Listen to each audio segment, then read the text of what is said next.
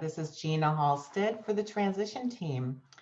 And Sarah, I wonder if we could have the presentation. Yeah, Sarah's pulling it up right now. Thank you. I'll begin.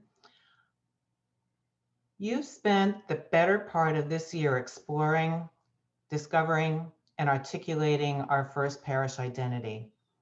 You've painted a picture of our envisioned future. With that picture, you've established a strong foundation for the search committee and a strong message for minister candidates. Thank you. You've also provided strong direction for making some important decisions as we move forward. And now we want to make sure that we're in the best possible position and shape we can be to successfully live our values, fulfill our mission, and achieve our vision. Sarah? Next slide, please. Today, we'll begin with a reminder of where we are in the interim process. Then Chris Hamilton and Ken Hurd will review the First Parish mission and vision statements. With the essence of our envisioned future fresh in our minds, Chris Andresiak will highlight the resources and strengths of our community that will help us achieve our envisioned future. He'll also share the challenges we could face and possible actions for us to consider as we go forward. Sarah? So where are we? Here's a familiar slide, one that we've often used to track your progress and hard work. Today, we'll be focused on the orange future circle on the left-hand side. Sarah? An important part of a church's interim period is committing to a new future and a new leader. It begins with sharpening the vision, defining our direction, and you've done that so well. After envisioning their future, churches often take an honest look at their fiscal health and other resources, and they consider appropriate actions to strengthen their foundation and increase the odds of their success. And that's what we're going to be discussing today. So I'd like to invite Chris Hamilton and Ken Hurd to review our First Parish mission and vision.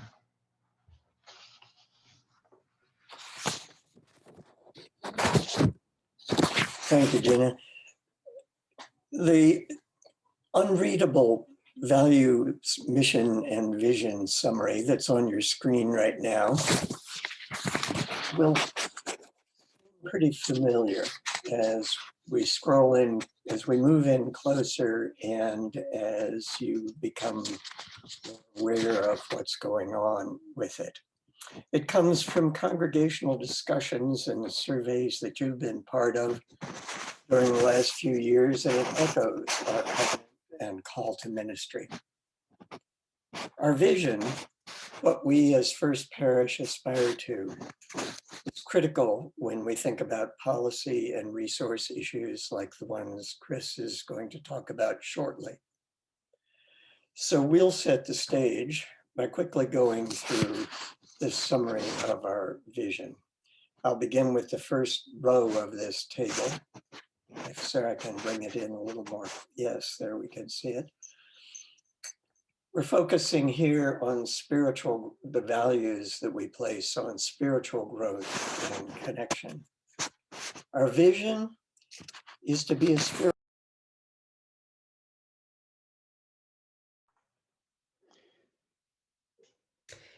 Chris, you've muted yourself. And if there's quite a bit of background noise, if people that are not speaking could please mute themselves, that would be terrific. Thank you. Got it. Thank you. So our vision, what we aspire to, begins with this first row of the table, which focuses on spirituality and spiritual connectedness. The vision is to be a spiritual home for people of all faith backgrounds, where each person can find help and inspiration for spiritual growth individually and in community with others. To achieve the vision, we follow three paths. We gather for prayer and meditation. inspiration, and to celebrate nature and the divine. We build on the Unitarian and congregational heritage, exploring, sharing, and learning from many spiritual traditions and faiths. And we grow in spirituality by encouraging our children, each other, and our faith community to seek out and act on truth and high moral principles. Becca Fasciano was part of the team that assembled the vision summary, but since she's recovering from her second COVID shot, I will read her part, which deals with the community that we so value. Our vision is to be an open and inclusive community that learns to trust and work with each other as we celebrate, grieve, grow, support, and serve together. We pursue this vision in 4 ways. We welcome people from a wide variety of backgrounds, finding our common ground in our shared humanity. We gather physically and virtually in ways that help us know, understand, and respect each other. We celebrate and grieve together as we mark the important events and transitions in our lives, and we care for each other with love and support in difficult times and circumstances. And over to Ken for the final element of the vision. Our vision is to be a source of hope and positive impact in our communities, our region, and beyond by affirming the dignity of all peoples and caring for the living earth. We pursue this vision in 3 ways. We strive to foster social justice by learning, understanding, and how and where we can make a difference, and then acting. We seek environmental protection and justice through our actions and advocacy. We proactively serve and engage with our neighbors by our hands-on actions, cooperative work, and donations. And Sarah, to the next slide, please. Oops, I'm sorry, there we are. Over the last few years, this congregation has really stepped up to help the transition team capture and articulate our common values. We are immeasurably stronger for it, and as Gina mentioned, this work provides a real foundation for the work of the search committee to follow. It also sends a very strong message to ministerial candidates who will want to know who we are as a spiritual community. Now that we have reaffirmed our values, we face another challenge, and one that Chris Andresiak, Gary Taylor, and other members of the Strategic Planning Committee have been working on since last fall. The looming question for all of us is, do we have the resources to achieve our vision? Or stated differently, how do we match our vision to the resources we have? With this, I'll hand it over to Chris, who will walk us through what they have been studying. Thanks, Ken. Well, today I am speaking on behalf of that strategic planning team, and that team is a part of the transition team, and that would be Peter Hussey, John Krzyzewicki, and Gary Taylor. And I should also mention Joe Robot, who did a lot of work to help the team out as well. We also have benefited from wise counsel from an advisory team that we put together, and we've had discussions with many congregation members of the congregation as well. So thanks to all of you.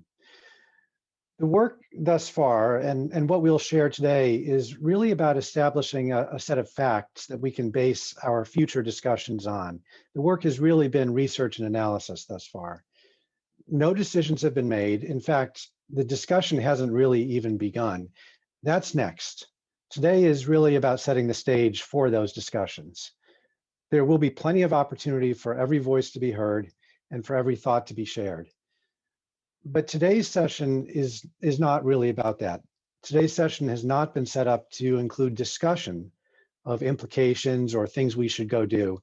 It's about sharing what we have learned so that the congregation can make informed decisions as we move forward.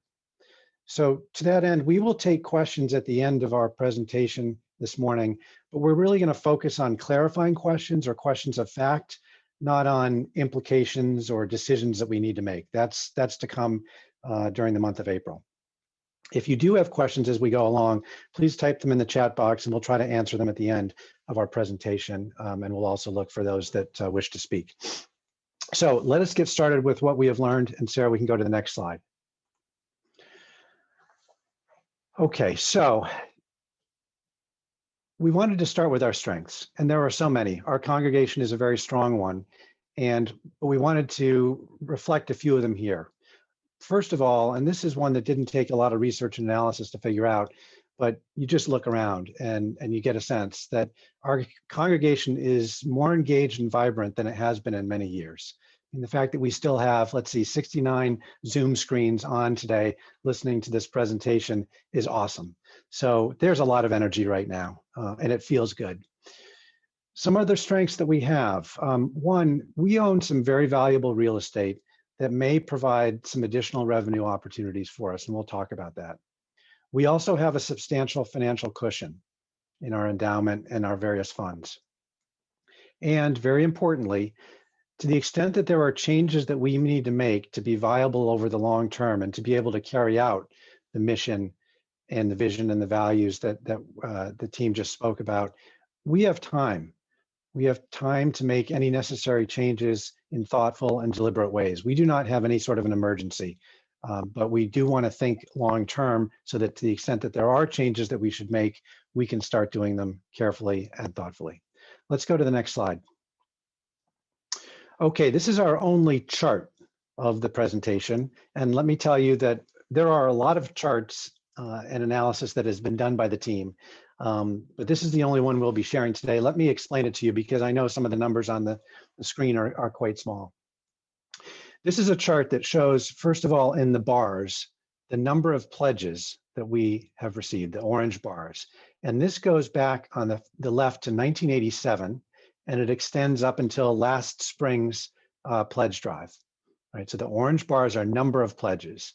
The blue line is the average pledge, which rises as much as $2,500 in last spring's pledge drive. Right, so that's how the chart works. We move left from right, from left to right, from 1987 to 2019. Orange bars are number of pledges. Blue line is average pledge. Sarah, let's go to the next page. Okay, so here's the first thing to notice on this page, and this is sort of the problem, right?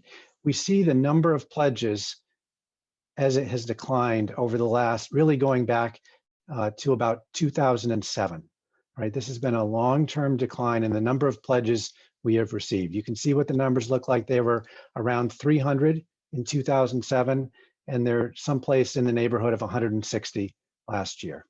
All right, so this is the problem. All right, let's go to the next page, Sarah, and one more. There you go. We've also circled two other things though, and these are opportunities, I would say, because the areas that we have circled show growth. The green oval on the left, you look at the number of pledges and how much it grew during those years from 1987 up until the mid 2000s. All right, so this is a church that has grown in the past, and perhaps we can grow again. The other circled area shows the average, and this is something that we have done in the recent past, which is we have significantly increased the average pledge gift in the church.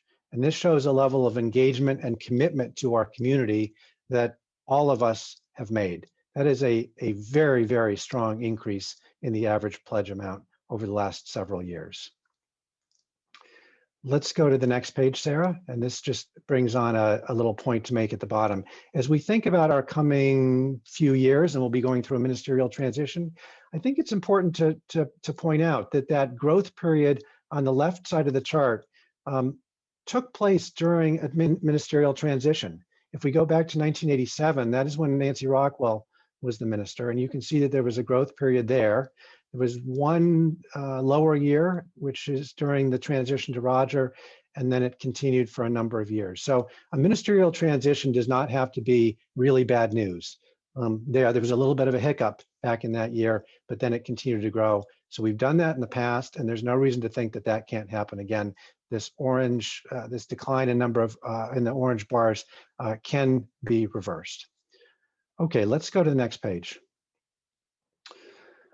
All right, so here's another piece of our financial picture, and this has to do with our endowment. Right? We have money that is set aside and invested.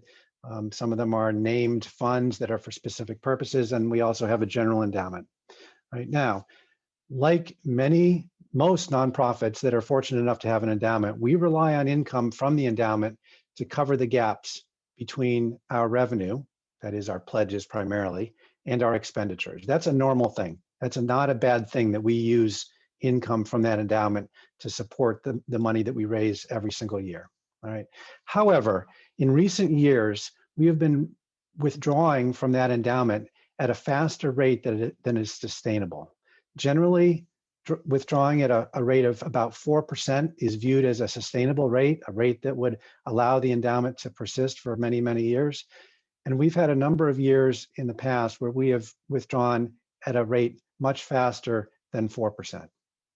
And that is because as our pledges declined, the average pledges went up, but in some years, not enough to cover the shortfall. Right now, in the last couple of years, we have made great progress in working toward that 4% withdrawal rate. We've been reducing the amount that we pull from the endowment each year with a target of getting down to 4%. We've made great progress. We're not there yet, and we need everybody's support and engagement in this year's Stewardship Generous Giving campaign to help us get there. All right, so we're making great progress. We haven't gotten there yet.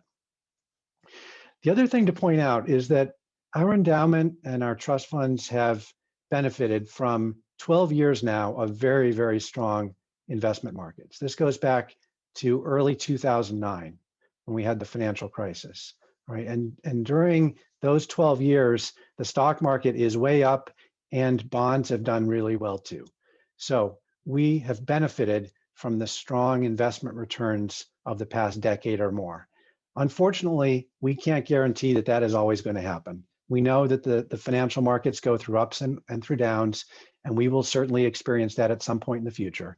Maybe not this week, maybe not next month, maybe not next year, but at some point we will go through some financial downturns in the stock markets and the bond markets. That's almost inevitable. And we need to be cognizant of that the growth that we've experienced won't necessarily go on forever. The other point to make, and this isn't so much about the endowment, but it's about those number of pledges that you saw on the previous page. We've looked at the demographics of our congregation, and the members that we have that are over 70 are 40% of the congregation, and they provide over 50% of our stewardship income. And we love all those people that are 70 and over, but as we look forward 10, 15, 20 years, we have to expect that some of those people won't be around and the giving may not be there, unfortunately. All right, so as we think about that trend of those orange bars declining, and we think about the very strong representation of our older members, we need to think about what's likely to happen with those orange bars. So here's the big worry. This is the problem statement, if you will. Continued decline in our pledging households, which might happen given our demographics, coupled with the possibility of modest returns of our investments, could largely erode our endowment within a decade or so. Now, we're not saying that's going to happen. We're not making a strong prediction that that will happen, but we have to admit it as a realistic possibility given the facts that I've just described. All right, so we need to think about that. Let's go on to the next page. So with those as strengths, and those are the very important strengths that I mentioned, but with the challenges that I just described as well, we did research. We did research in 3 areas. First of all, we did research on should we continue to focus on growing our membership? Secondly, are there good ways for us to reduce our expenses?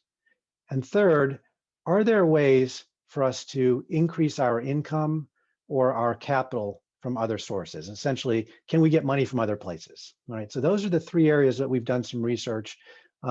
There are a lot of charts and graphs and detailed analysis that we have done. We are not going to share all the detail today, high-level summaries only. Let's go on to the next page to get that started. Okay, so the first area that we focused on has to do with growing membership. All right, and we looked at the facts here, we looked at the data. So there's some good news and there's some encouraging, or there's some bad news, but there's some encouraging news as well. So first of all, if we look around the country, and even if we look around our region, it is the case that fewer people are participating in church than they used to. It's just an unfortunate reality. If we go back 70 years, and we've looked at data for that number of years, the number of US adults that are participating in church has dropped from 76% to 50%. And most of that decline came in the last 20 years. If we look at it regionally, the East actually saw the biggest decline, and liberal congregations have also seen a larger decline than conservative congregations. All right, so that's one sort of unfortunate reality that we need to be aware of. The second point is Lincoln is a town that is older on average than the Massachusetts average. And as we continue the lines of age in the town, we see that it is likely to continue to get older on average over at least the next 5 years. As we get toward the end of this decade, it looks as if that increase in age may start to level off a bit. But right now, we are an older town and expected to continue to get older as well. It's also a fact that as we look over the last 10 years, there has been a sustained downward trend in school-aged children. If we just look at the number of kids in the Lincoln schools, if we just look at the census data, so that would include kids that are participating in private schools, we see that the number of school-aged children in Lincoln has dropped over the last decade fairly considerably, all right? On the other hand, as we look forward, we expect that probably will continue for the next 5 years or so, and then it looks as if there could be some start of an increase in younger children, especially the youngest children, those that are sort of 0 to 4 in that age range. So in the latter half of this decade, it looks as if there could be a little bit of a turnaround in terms of the demographics here. But that's just looking at the numbers. And as we talk to people in our town, some of the younger families in town, as we talk to the realtors, they're seeing something that gives us some hope there, which is that Lincoln continues to be a very desirable place for younger families to live. And the realtors are seeing interest from younger families. And as we think about a new school coming online very soon, we have to think that Lincoln will become even more attractive to families with school-aged children. So even though the numbers right now say that we've been on a decline and that might continue for a few more years, I think there's reason to be hopeful around an influx of younger families into Lincoln, and those would be potential members for First Parish. And when we talk to the younger families, one of the things we hear is this. First Parish plays a very important role in these younger families. But then we look around and we don't see many of them, right? And here's what it comes down to. We've called the pressures of modern life. It's made it really hard for younger families to be quite as engaged and as perhaps they would like to be. They very much like First Parish. They value what it does for them, but it's hard to show up every week. It's hard to show up every week with everything else that they need to do. It's hard to get more and more young families joining our church. So this is a challenge that we haven't figured out. And the YPC and Margaret and really everyone is working hard at this. And I would just say it's not something that we've got the answer to yet. It is a challenge that we will need to deal with. All right, so there are some challenges, but there are some encouraging things that we learned in this area of demographics as well. First of all, when we look at the various denominations, the UCC unfortunately has kind of declined along with most of the other more religious liberal religious denominations. But the UUA has stayed steady. Now, the UUA is a very, very small denomination. But if you look at the number of UUA churches, that has been flat for more than a couple decades, whereas the UCC unfortunately has declined. So we think that the UUA part of our heritage and our population holds something that is allowing it to sort of buck some of the national trends. The other thing that gives us a lot of hope is that we have found churches that look a lot like ours that have found ways to grow. And we've had an opportunity. John Krzyzewicki did some great work interviewing quite a few people as a part of our project. And a number of them are ministers at churches that have grown in recent years. And he's also spent some time looking hard at the data and talking to people at the denominations. And there's some growth stories out there that should inspire us and give us ideas. So let's go to the next page, Sarah, and we're going to start looking at it a little bit.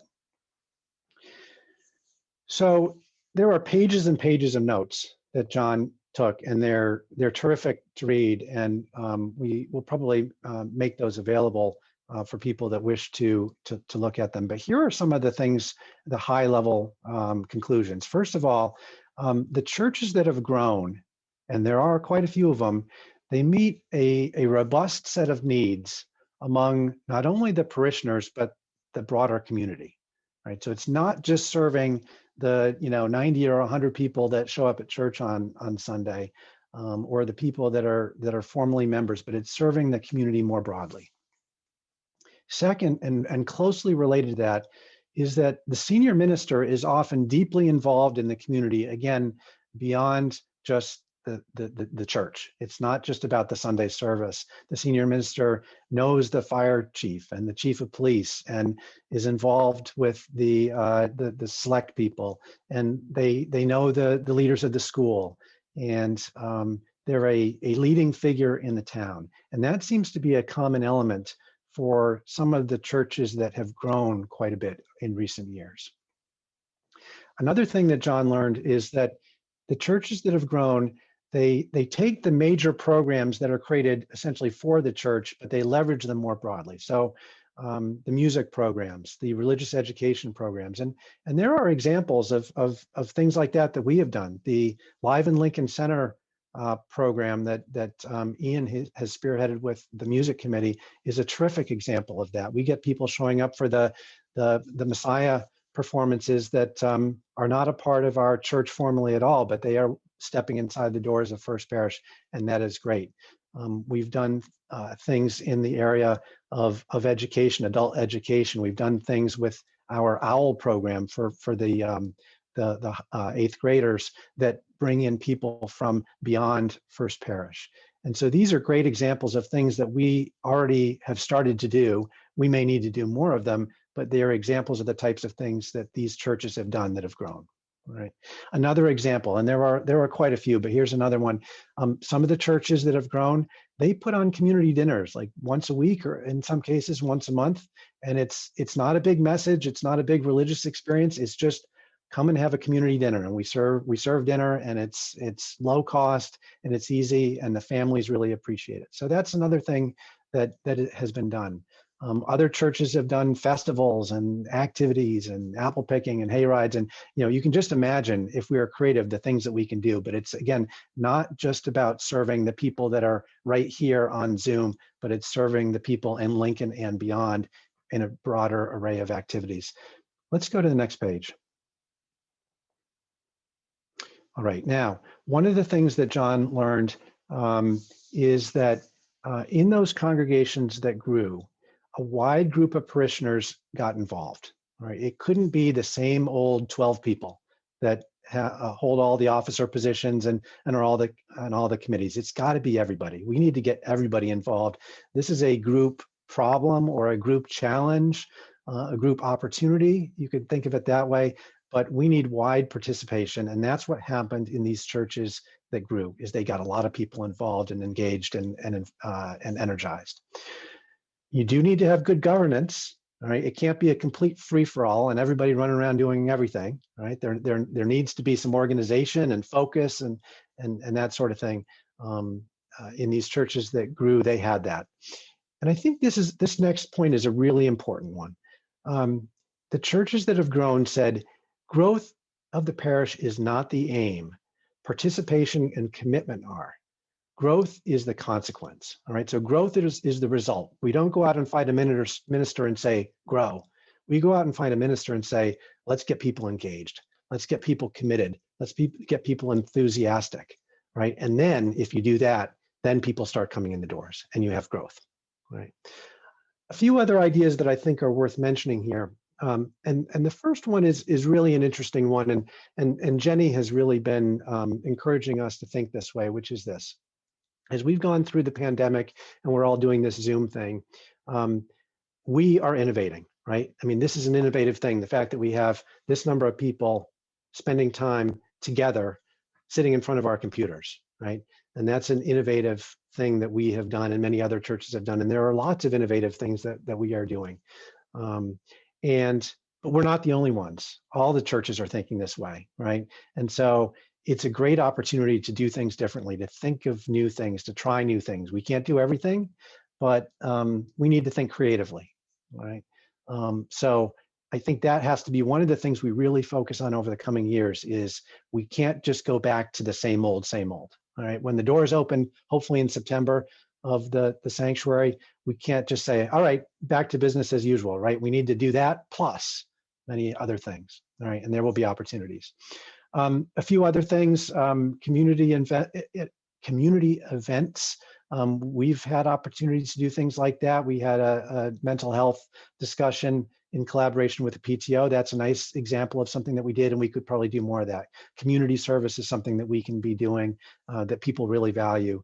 And intergenerational connections are things that people really also value. The younger families really appreciate that. So that's something that we can kind of uniquely do.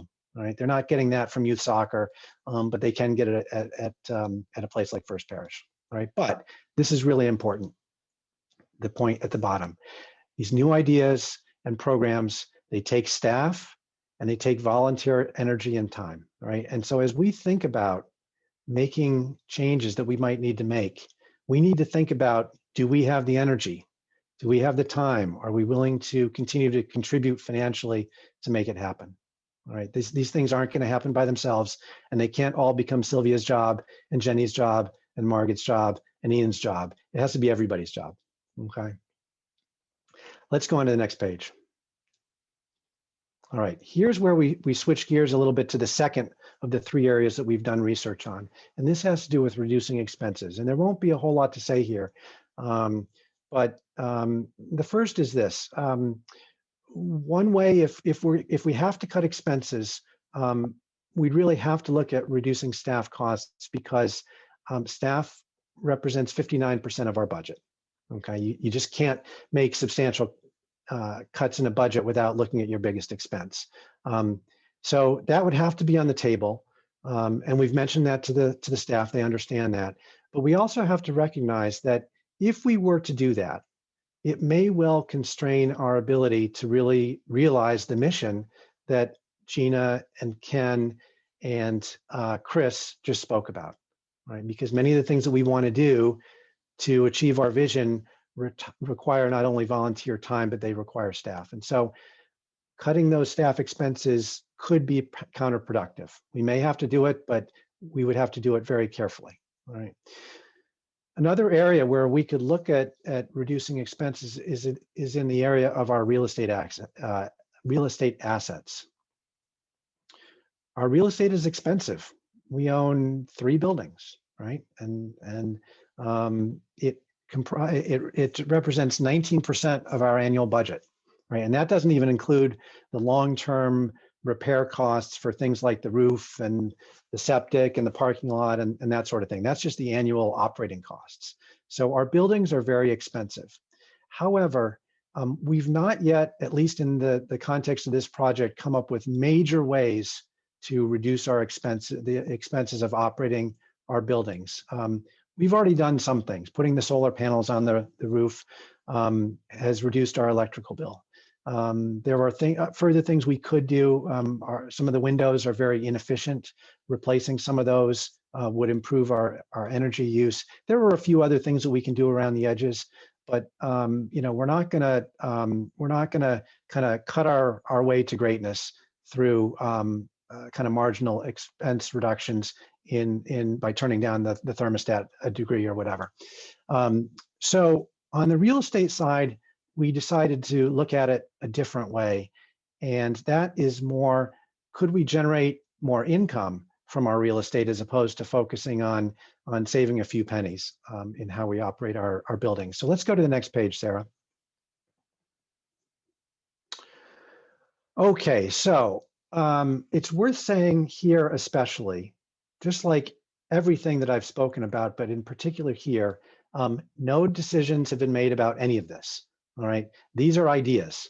All right, these are just ideas we've come up with, and we've gone and poked at them enough and researched them enough to kind of know, well, would that be possible? Would that be realistic? And roughly what might we generate in additional income?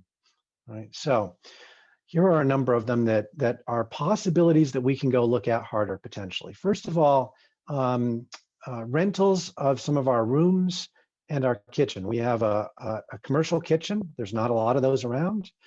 We have a beautiful Stearns room. We have an auditorium. We have meeting rooms, and we do get some rental income from those spaces, but it has not been a high priority. And as we really look at it, we have estimated that we could potentially generate maybe $20,000 to $25,000 a year if we really tried there. And the kitchen would be the biggest piece of it. We actually had discussions with a group that might have been interested in renting that kitchen for a catering business. And we think that we could possibly bring in $12,000 to $15,000 a year just in renting the commercial kitchen during the day when we don't use it very much. So that's a possibility we could go look at more carefully. Another idea that is a much bolder idea and a little bit more radical, but it's a possibility, it would be to say, we have some beautiful space in the old stone church building. Some of the rooms that are used a little bit for RE and they're for storage and so forth are actually beautiful old offices. Some of them even have fireplaces. Some of them have stained glass windows. Could we move our staff into those offices and then have the opportunity to rent out some of the current office space to tenants that would pay us rent? Joe Robot did some terrific analysis of this and has determined that we could probably bring in someplace between $39,000 and $65,000 a year by renting out that space that the staff currently occupies. It would take some work. It would take some money to configure things appropriately, but it's an idea, right? And we got to be looking at ideas. All right, another area that we looked at is selling some of our real estate. Could we sell the parsonage? It's a possibility. Houses in Lincoln are very valuable. We have gotten an estimate from one of our members that is a realtor that maybe we could sell it for $1 million. Now, that means that it would no longer be available to provide to the minister. And we've just talked about how it may well be the case that we want the minister to be very engaged in the community, and that might mean that they live here. So there's some trade-offs. But when we look at the financial piece of it, we say we could probably be a little bit better off financially by selling the parsonage and investing that money than by potentially renting it to a tenant. But there are trade-offs there. So just a possibility, okay? Another one that's possible is we have a parcel of land north of the church, so of the stone church. So you think of the parking lot, the woods that are north of that, and then extending from the road backward there. We own that lot and we are fairly certain that it is a buildable lot. A survey would need to be undertaken to confirm that. But we all know land in Lincoln is valuable and it's something that we ought to at least consider. All right, so that's a possibility. It would have an effect on the neighbors. We would need to think carefully about that, but it's a possibility. All right.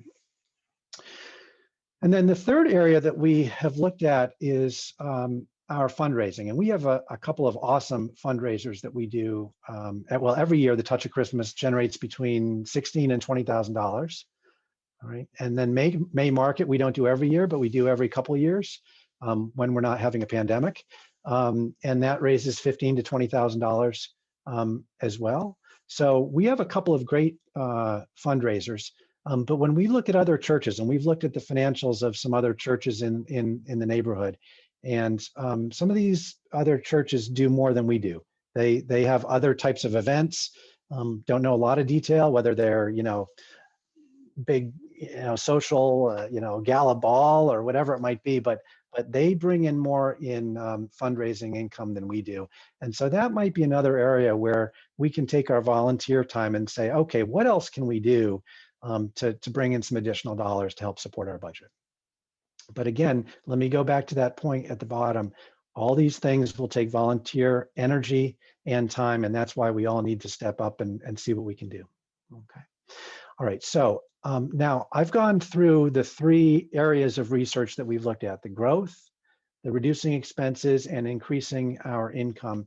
As I said, there's lots of research and analysis that is behind these things. This is sort of the summary version. I'm next just going to give us a summary of what I've said, and then we're going to talk about next steps. All right, so let's go to the next page, Sarah. All right, so here is, if we had to summarize it on one page, here's what we would say. First of all, we envision a strong and healthy First Parish, internally nourishing and externally impactful. That's a very good way of describing that matrix that Ken and Chris shared with us earlier. However, the membership trends do cause some concern for our future, all right?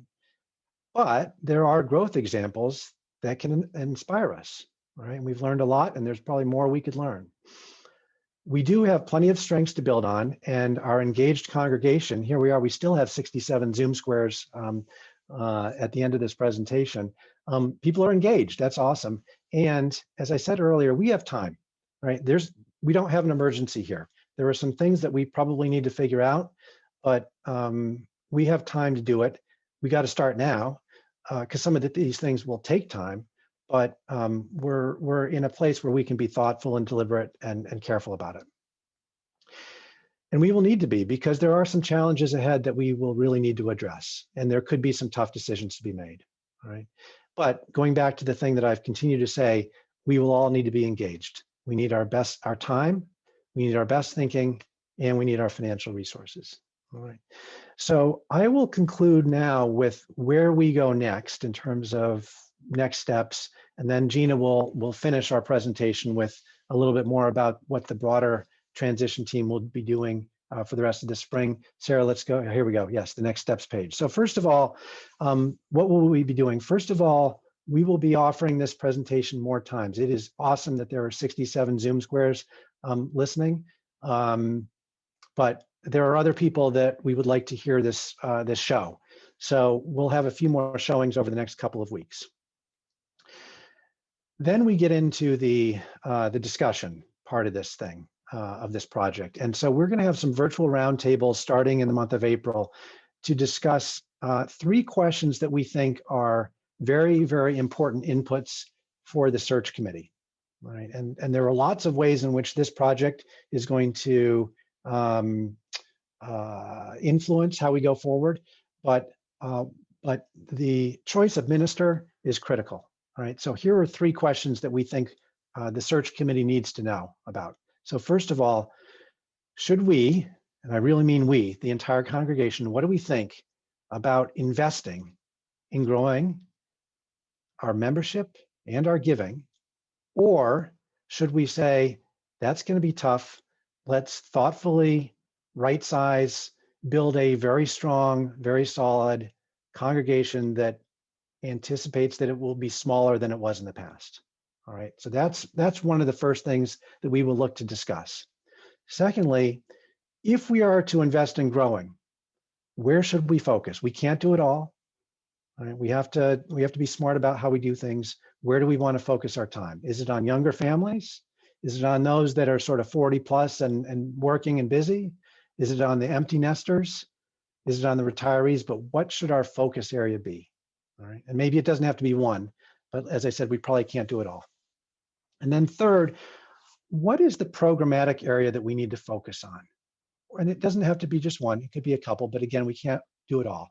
What should we be known for? Should we be known for our very, very strong programs of volunteerism? Should we be known for making awesome and generous contributions to charitable organizations in our surrounding area? Should we be known for social activism? Should we be known for community engagement? Should we be known for music? Should we be known for religious education, whether it be the youth version or the adult version or both? Should we just have a terrific Sunday service that is sort of must-see attendance for everybody in Lincoln and beyond? Should we be about community gatherings? These are all things that we could be. As I said, we probably can't be them all, but that's really the question for us to think about and to make decisions about is where do we want to focus our time and energy? So those are the things that we will look to hear from each of you on, and we'll have these roundtables starting in the month of April, and we hope that everybody will sign up for one or more of those so that they can participate and we can hear your voices. What we're going to do next is two things. One is I'm going to first hand it off to Gina, who's going to speak briefly about what the transition team will do for the rest of the spring. And then we'll come back to me, and there were, I know, a number of questions that have been popping into the chat box. I'm going to go take a look at those and see if there are some that we can answer right now. So Gina, over to you, please.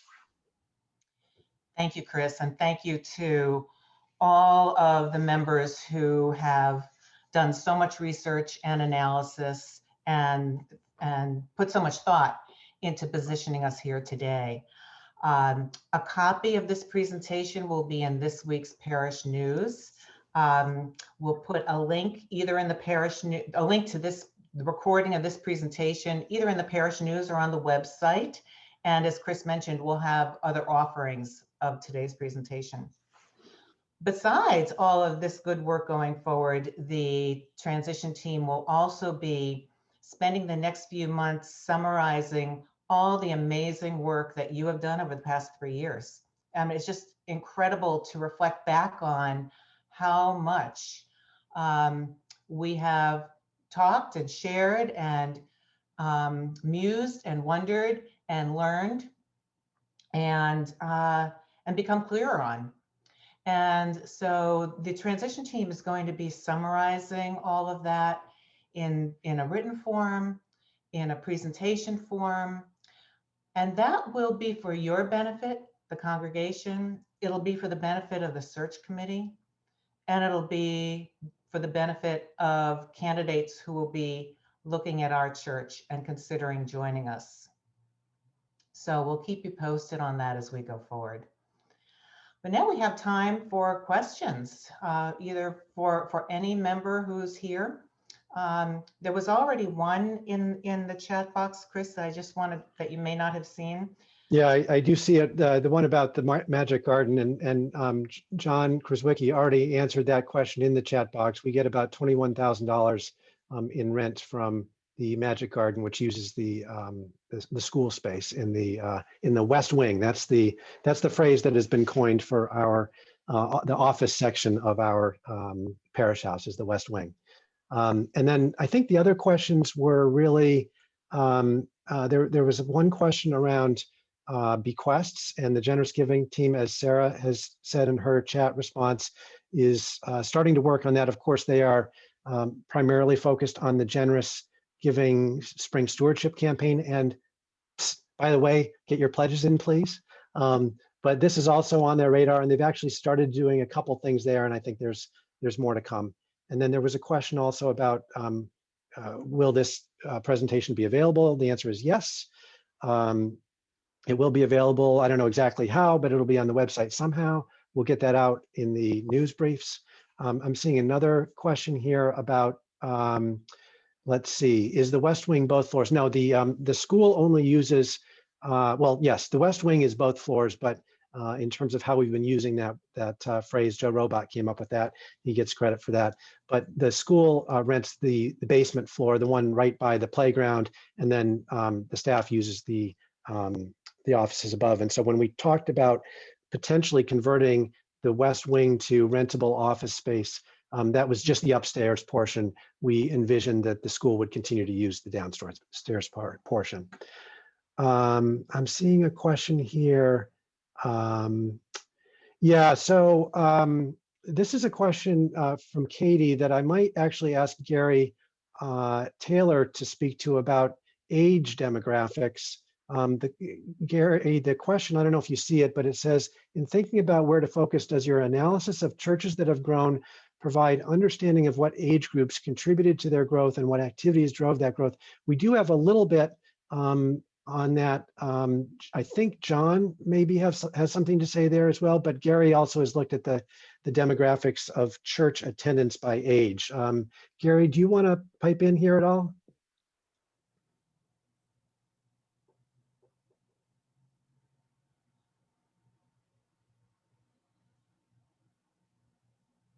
Gary, you're muted.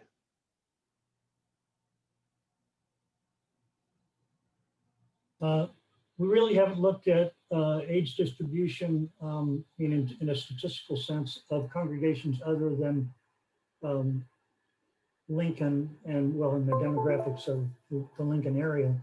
But John, I think, probably has some information from the interviews and things like that he did. Yeah, can people hear me? Yes. It's, I don't want to dismiss it, but it's somewhat all over the map. One of the churches that I interviewed, it was the influx of families because of a change in economics in the local communities. Another person that I interviewed, who was the UUA expert on this, explained that a few UU churches have done very well on the Cape by focusing on, surprise, surprise, retirees. You can focus on what's happening in your community and look at it. You can get a success story from most any major block of demographics, but you have to match yourself to that block. You can't go say, oh, I want to do really well with young children when there are not very many around, or I really want to do well with retirees when that's not your focus. So it's matching to your community that's more important. And I think Gary has done a very good job of explaining what Lincoln really looks like in the materials that we've been working with. Thank you, John, and thank you, Gary. I am not seeing anything else in the chat box, but what I'm going to do is just scroll through the Zoom boxes here and see if anybody is raising their hand with a question that they want to voice. And if Gina sees anybody, please let me know as well. I'm not seeing any right now. I've been scrolling also. If you have a question and you'd prefer just to say it out loud, raise your hand either as a participant or wave wildly at the screen and we'll be looking for you. I see a hand raised from Jane Herlocker. Okay, Jane, take it away. Thank you. Very impressive information. And all right, so the UCC is going down, but UUA is holding. But UUA, was those national figures? Because what happens west of the Appalachians all the way to the Pacific is very different than what happens in the Northeast. So is your information nationally based or is it Northeast based? It is nationally based, but we should also remember the UUA is a much stronger congregation in the Northeast than it is in other parts of the country. Yeah. So If I could say something to that point, Yeah. because I looked at this pretty carefully. The UUA has a very interesting thing on its website called Breakthrough Parishes. And interestingly, a fair portion of the breakthrough parishes with growth were west of the Mississippi, let alone west of the Hudson. But the UUA person was very specific. We're in the middle of the densest UUA area in the country, and that does give us some advantages in terms of visibility, but it does give us some constraints and degrees of freedom because there are other very successful UUA parishes left, right, and above and below us. And Thank you. Kamon had a question. Yeah. Go ahead, Keeman. Can you hear me? Yes. Yeah. What's been going on with respect to expansion or growth or development in the youth kind of programs like OWL? Take those things off. Keeman, I think we have the gist of your question. Yeah, if you could mute. And let's see, Margaret, I wonder whether you would be willing on the spot to just say what's going on with the OWL program. Sure, I'm happy to do that. Pre-pandemic, we were registering about 20 to 22, 23 students in OWL with at those numbers. There were probably about 5 or 6 member families who were participating in OWL. The rest were from the Lincoln community. OWL had become a very popular program, a sought after program. Because of the pandemic, we were also, I should say, we were serving some people from outside of Lincoln as well. OWL programs and other churches that weren't running, that didn't have the numbers, or they an intentional desire to keep their OWL programs small, and so people were coming to us for OWL. And then the pandemic hit, and the Safe Congregations Task Force kindly gave us permission to meet in person a few times with the kids. So we have 13 kids in OWL right now. They are all from the Lincoln Public Schools. Let me just make sure I said that correctly. I think, yeah, or they're all from Lincoln for sure. And I think they all attend Lincoln Public Schools. We sadly had to turn a few people away this year. It was hard. It's the hardest thing probably about my job, is having to cap at numbers, but it's become a sought after program. I would love to see it grow. What if we had 2 OWL classes? Right. I wasn't. Yeah, Keeman, Yeah, we'll come back. Yeah. Keeman, we'll come back to I wasn't so you. much asking about numbers growth, but rather the expansion of that kind of thinking, not having to do with sex education, but having to do with the moral questions that kids are dealing with today, and to use OWL as a linkage or spread into that. Moral questions which are all over the place, we have a lot of talent to put into that area, and I think it would be an attractive growth possibility, and we have some great past in that. So my question was, has anything gone further? And I take it not much, and I think there's a lot of room for it, for us to do something So let me just say quickly, I thought I was speaking specifically about OWL. OWL is a very specific program. I have no wiggle room in what I present. This year, OWL is called OWL Taking Flight because of the pandemic. There's no room to add or subtract anything to OWL. It is a program that is written and presented in a very specific way. And we have been doing quite a lot of work out in the community with values and whatnot, values-based activities, curriculum, adult education. We've been, it's been hard during the pandemic, but we have been, refocusing and rebranding First Parish Religious Education to meet the needs of what families are saying they want and they need right now.